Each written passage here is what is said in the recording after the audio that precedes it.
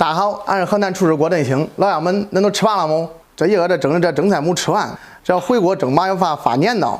今个咱我给大家做一道鸡蛋炒蒸菜，既能当菜又能当饭。估计啊，这出了俺河南咱都吃不着。现在咱都走起来。这原料也可简单，2个鸡蛋、蒜末、干辣椒。不喜欢吃的也可以不放辣椒。还有这没吃完的这剩蒸菜。咱先把这锅烧热，锅放点油。 给它处理2面锅，这样防止一会儿炒蒸菜的时候粘锅。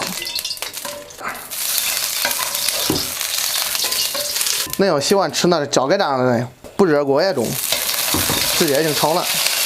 我把这鸡蛋倒里，给它炒散，然后给它不辣到一半，先放上这干辣椒，再放这蒜末，炒香，然后把这蒸菜往里一倒，海捞两样。